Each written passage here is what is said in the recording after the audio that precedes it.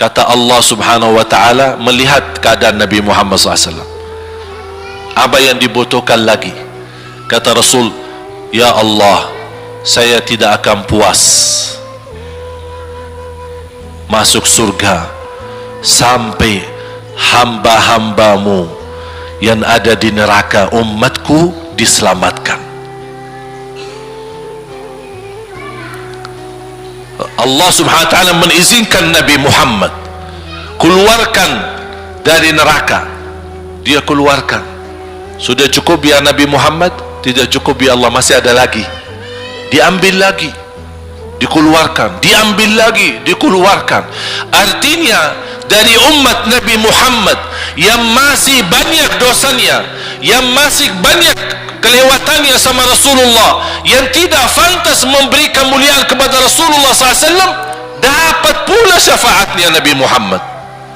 Yang tidak pernah memberi tanda sayang dan cinta kepada Rasul, dapat rasa sayang dan cinta Nabi Muhammad SAW.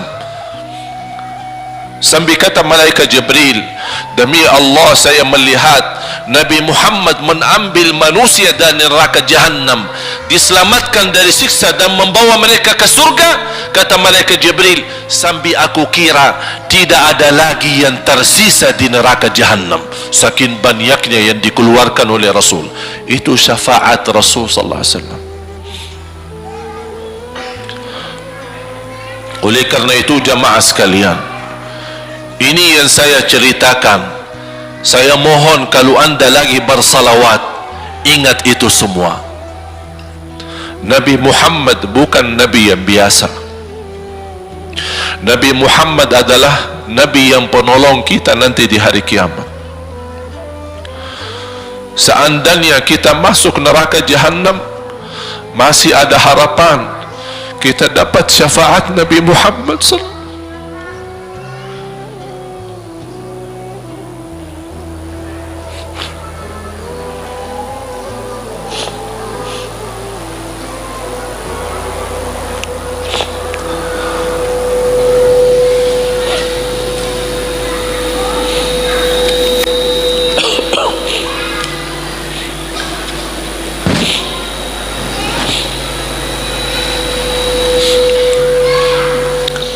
Yang masuk neraka saja dapat syafaat Rasul.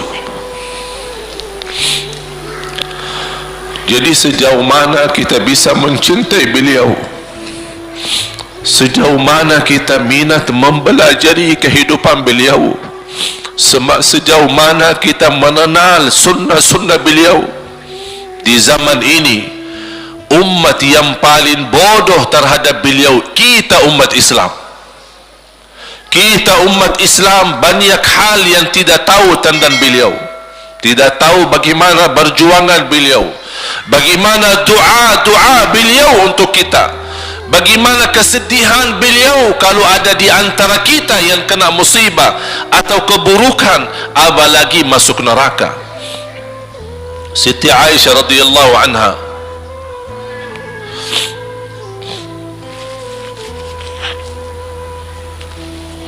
Siti Aisyah radhiyallahu anha pernah minta sama Rasul doa, ya Rasulullah tolong doakan saya. Rasul mendoakan, Allahumma ighfir li Aisyah ma taqaddama min dhanbiha wa ma ta'akhkhar, ma qaddamat wa ma akharat, wa ma asarrat wa ma a'lanat. Ya Allah, ampunilah dosa-dosa istriku Aisyah, dosa yang lama, dosa yang baru, dosa yang terang-terangan maupun dosa yang tersembunyi.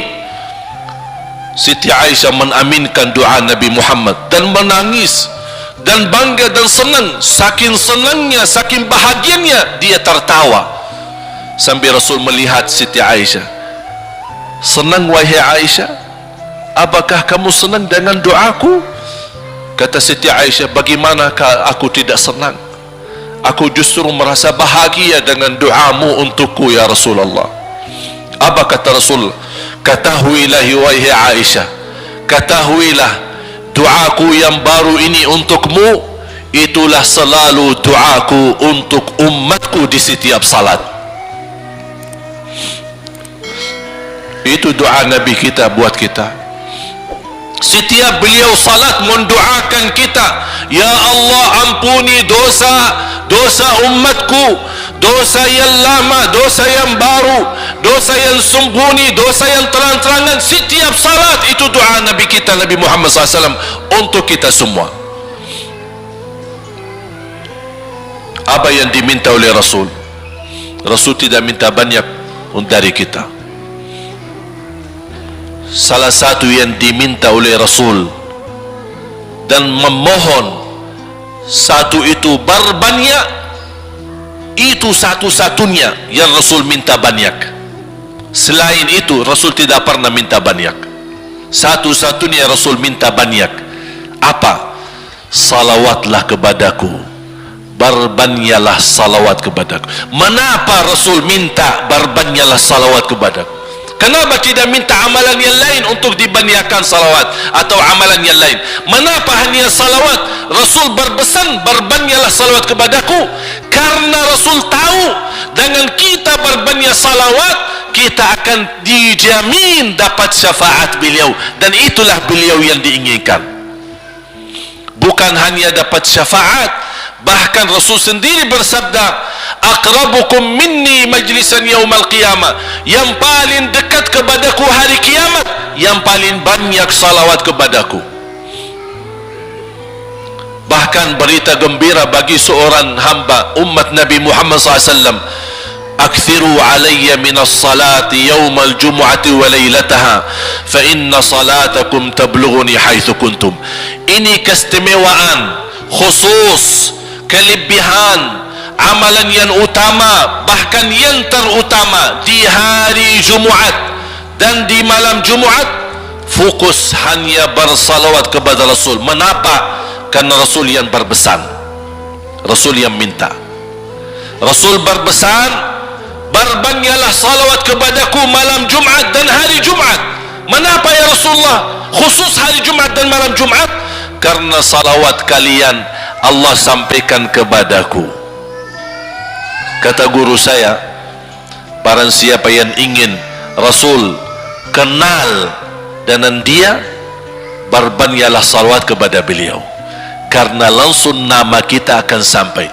Ya Rasulullah, ini salawat bapa dan ibu dari Bandung, kan sampai.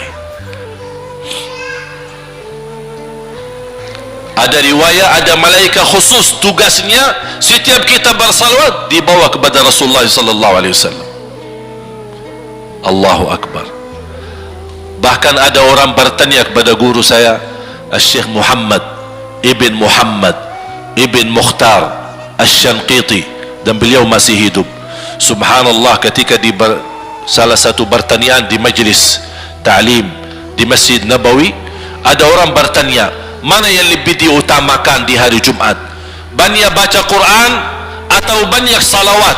Kita milih yang mana? Beliau menjawab dengan jelas, dengan tegas, di hari Jumat dan malam Jumat lebih utama banyak salawat daripada banyak baca Quran. Mengapa? Karena kata beliau, karena itulah permintaan Rasul sendiri. Berbanyaklah salawat kepadaku di hari Jumaat dan di malam Jumaat. Dan banyak riwayat yang lain. Kalau saya sebutin manfaat, keutamaan salawat kepada Rasul, lebih daripada 100 manfaat. Menghilangkan kesusahan, memberi kemudahan lunasi hutang, menyembuh penyakit, menjamin ampunan dosa, mendapat 10 rahmat, mendapatkan syafaat Rasul, posisi kita semakin mulia. Setiap kali kita salawat semakin naik darajat kita. Barang siapa yang salawat kepadaku 10 kali, dapat 10 kebaikan, dapat 10 rahmat, dihapus 10 kejahatan, dan naik 10 darajat, dan di akhirat dapat syafaatku. Luar biasa. Hadis yang terakhir, Ubay bin Ka'ab radhiyallahu anhu berkata, ya Rasulullah, aku suka berdoa. Karena salawat, arti salawat adalah doa. Arti salawat, doa. Ya Rasulullah, aku suka berdoa. Berapa dari doaku saya jadikan untukmu? Artinya berapa persen ya? Kalau bahasa kita, berapa persen kira-kira? Kalau misal saya doa 10 menit, berapa menit untuk Rasul, dan yang sisanya buat aku. Contoh, aku kalau berdoa, ya Allah ampuni dosaku, ya Allah murahkan rezeki, sembuhkan penyakit, Allahumma salli ala Muhammad wa ala ali Muhammad. Berarti lebih banyak untuk diri kita, baru untuk Rasul. Sahabat itu ya Rasulullah bertanya, ya Rasulullah, berapa bagian dalam doaku saya jadikan untukmu? Apa kata Rasul? Kata Rasulullah SAW, ma syi'ta wa in zitta fahuwa khairul lak. Ya terserahmu, mau doa bagaimana untukku, ya terserahmu, tapi semakin banyak untukku, semakin banyak manfaatnya untukmu. Apa kata sahabat? Ya Rasulullah, saya akan jadikan separuh doaku hanya salawat kepadamu.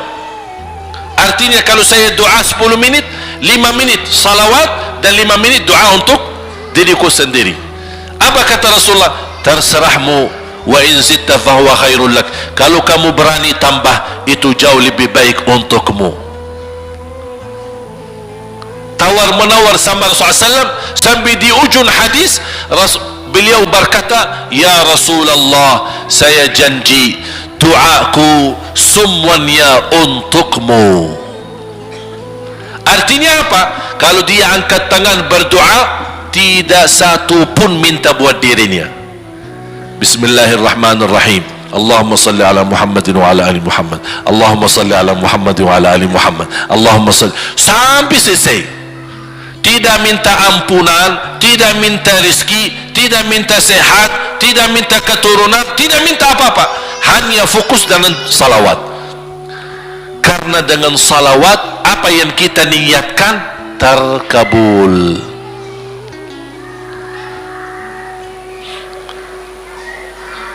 Saya dapat dari guru saya, nanti saya akan ceritakan bagaimana cara berdoa. Kata sahabat, ya Rasulullah, saya akan jadikan doaku hanya salawat kepadamu. Apa jawab Rasulullah SAW? Idzan taf'al yukfa hammuk wa yughfaru dhanbuk wa tuqda hajatuk. Kalau kamu lakukan hanya doamu, hanya salawat kepadaku, akan dihilangkan segala kesusahan, diampuni segala dosa, dan dikabulkan segala hajat. Kata ulama, apa yang diharapkan oleh manusia? Hidup di dunia tambah susah dan hidup di akhirat tambah dosa. Betul? Itulah kita dapat dengan salawat kepada Nabi Muhammad SAW. Berdoa, ketika anda berdoa, contohnya seperti ini. Setiap anda berdoa, biasa mulai dalam bismillah dan memuji Allah Subhanahu wa ta'ala. Cukup satu kata memuji Allah dalam segala pujian, alhamdulillahi rabbil alamin. Segala puji bagi Allah. Ini mewakili semua pujian yang lain. Asmaul husna, segala sifat agung, segala kemuliaan diwakili oleh satu kata, alhamdulillahi rabbil alamin. Kata sederhana, kata tidak terlalu panjang, tapi maknanya sangat luas. Oleh karena itu boleh diulangi berkali-kali, alhamdulillahi rabbil alamin, alhamdulillah, sampai benar-benar merasa di hati. Karena ini ucapan mewakili segala pujian yang kita ingin sampaikan kepada Allah. Karena ada pujian yang kita ingat, ada pujian kata-kata yang kita tidak hafal, dan alhamdulillahi rabbil alamin mewakili segala pujian kepada Allah Subhanahu wa ta'ala. Kemudian bersalawat, Allahumma salli ala Muhammadin wa ala ali Muhammad kama sallaita ala Ibrahim wa ala ali Ibrahim innaka Hamidum Majid. Silahkan doa, ya Allah ampunilah dosaku, Allahumma salli ala Muhammadin wa ala ali Muhammad. Ya Allah, sembuhkan penyakitku. Allahumma salli ala Muhammadin wa ala ali Muhammad. Ya Allah, berikan kepada aku anak yang salih salihah. Allahumma salli ala Muhammadin wa ala ali Muhammad.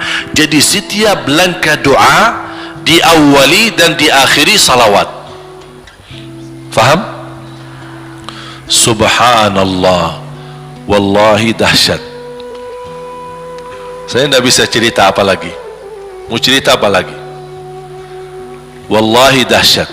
Saya tidak pernah istiqamah menamalkan doa seperti ini. Alhamdulillah, selalu terkabul. Bahkan nyata Allah kasih. Udah selesai. Wallahi jamaah sekalian, salawat kepada Nabi Muhammad bukan budaya, bukan kebiasaan, tapi amalan yang sangat manfaat buat keselamatan kita, kebahagiaan kita di dunia maupun di akhirat. Bahkan keselamatan buat anak kita, salawat kepada Nabi Muhammad SAW. Terakhir sekali lagi, ketika anda bersalawat, apa yang saya cerita tadi tolong dihadirkan dalam fikiran. Siapa Nabi Muhammad itu?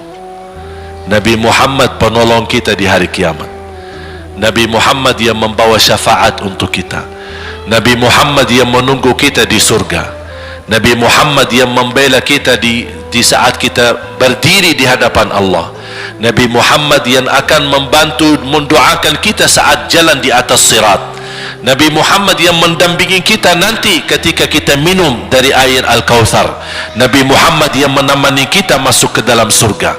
Nabi Muhammad yang tidak pernah lupa sama kita. Makanya ketika anda bersalawat dan membawa perasaan dan membawa penghayatan ini, insya-Allah jemaah sekalian akan terasa, ya Allah, ternyata indahnya salawat kepada Rasul. Karena sudah kontak di hati. Apalagi kalau anda begitu salawat dan salam, Rasul jawab. Rasul jawab kita, Waalaikumsalam ibu. Tapi cuma kita tidak dengar. Dia dengar salawat kita, dia dengar salam kita, tapi kita tidak mendengar jawab beliau. Allahu Akbar. Wallahi kalau bisa kita rasakan, wallahi ibu bapak akan sendiri menangis tanpa merasa. Sendiri, kok tiba-tiba nangis, kok tiba-tiba kok tidak bisa tahan diri. Karena Nabi Muhammad itulah yang semestinya sudah menguasai hati kita, sudah ada di hati kita, sudah mempenuhi rasa cinta di dalam hati kita.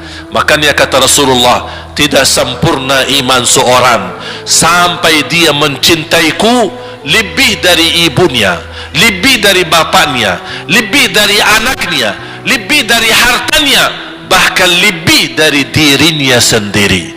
Baru sempurna imannya.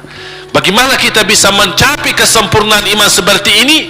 InsyaAllah dengan bersalawat, dengan membawa perasaan, membawa kehadiran cerita-cerita yang sama-sama kita belajari, baru akan terasa di dalam hati posisi Nabi Muhammad akan semakin besar, semakin mulia di hati kita. InsyaAllah semakin mulia di hati kita, InsyaAllah akan semakin semangat beribadah, semakin semangat mendekati, semakin semangat mempelajari, dan semakin InsyaAllah menjadi baik di mata Allah dan InsyaAllah baik di mata manusia. Amin ya Rabbal Alamin.